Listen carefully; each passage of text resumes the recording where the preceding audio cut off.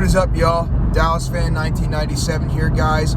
Hope y'all are having a good day. I did just drop my most recent mock draft in case anybody was wondering. Obviously, that mock draft is the dream scenario, so I wouldn't expect the Dallas Cowboys to get both Sonny Styles and CJ Allen, but in that scenario, they both fell to me, so I got very lucky. And honestly, I think that would have been a great draft.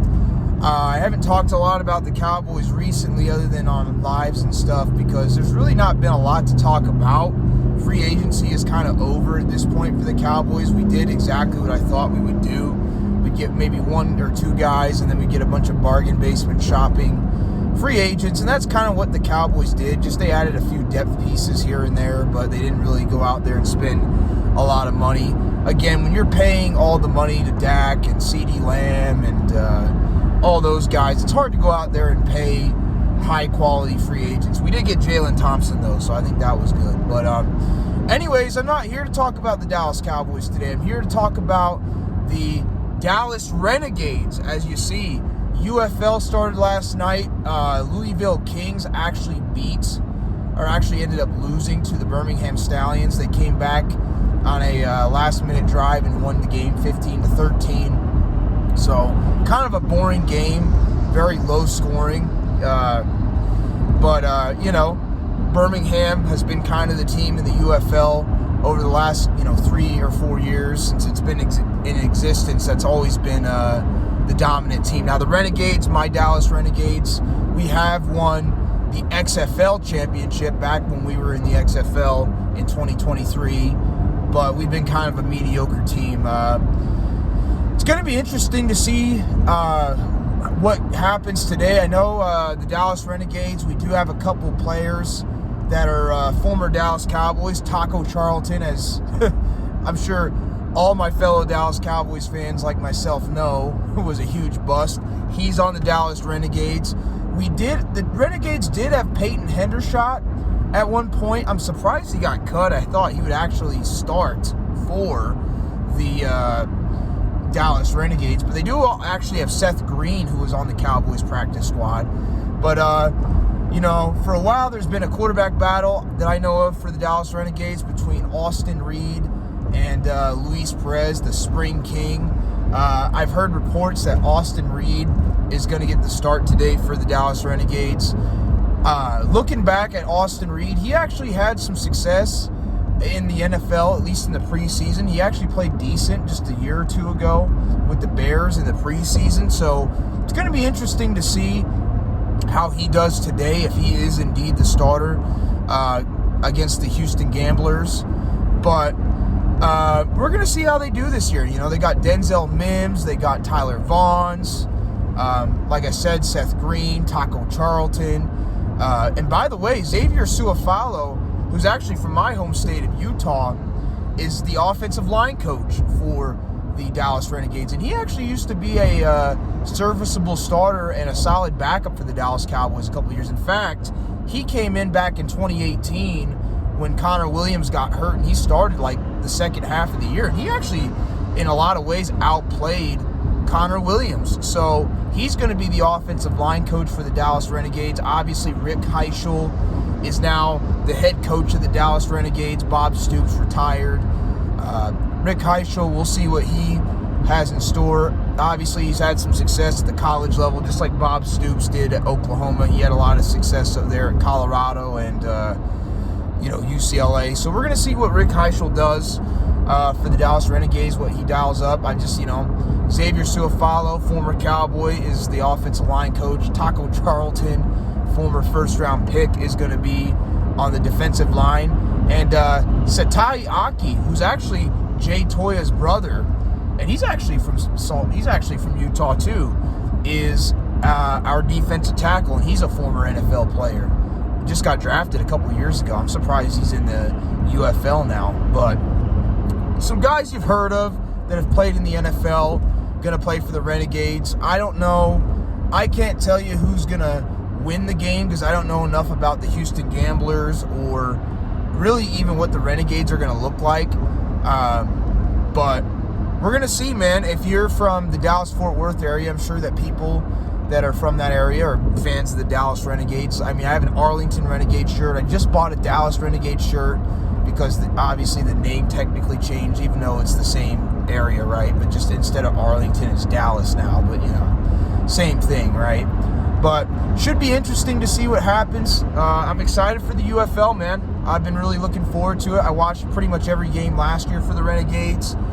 And hopefully the Renegades have a good season, man. Hopefully we can do a lot better than we did last year. I think we went 5-5 last year.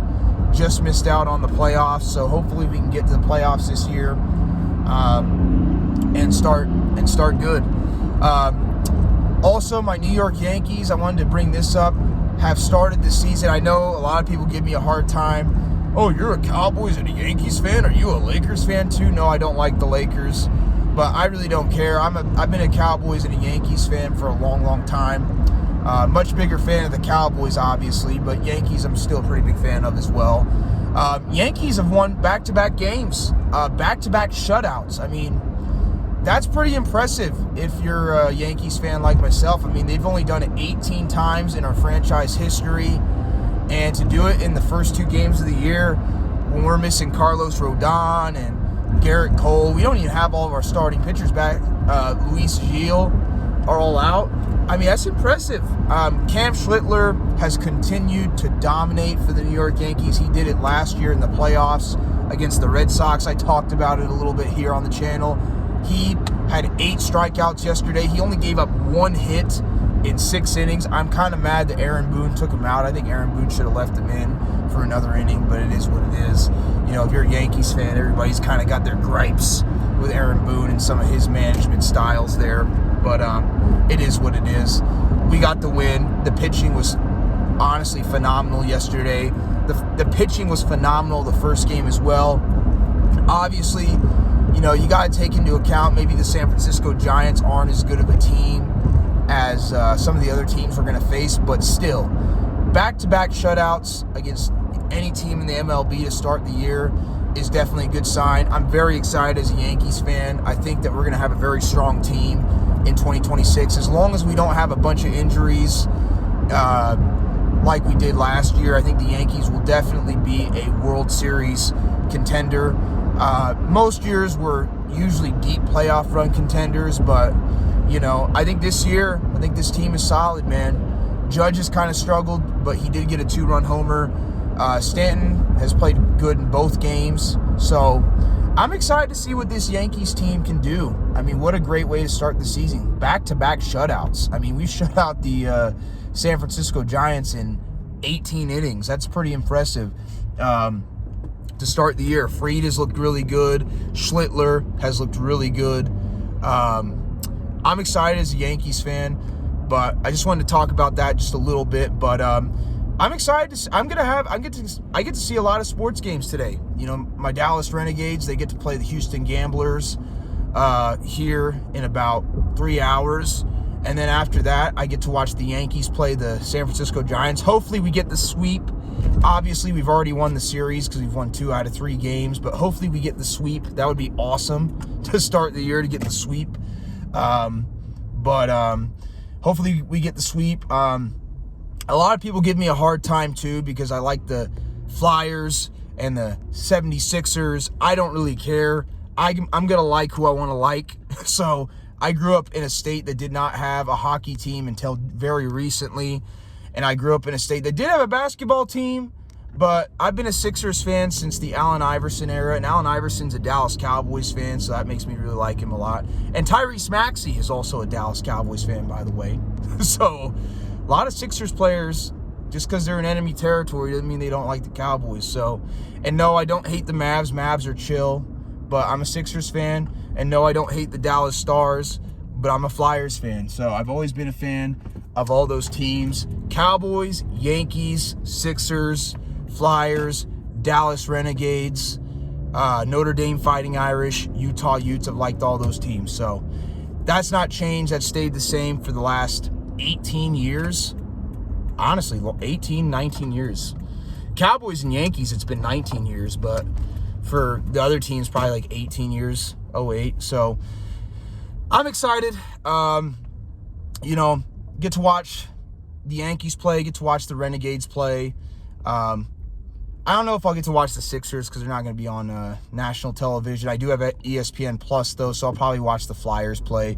Big game for the Flyers. Their playoff hopes are slim, but there is a chance that, you know, if we win out, we could make the playoffs. Obviously, it's a big game because Detroit is also fighting for a playoff spot as well, so we're going to really see how that turns out.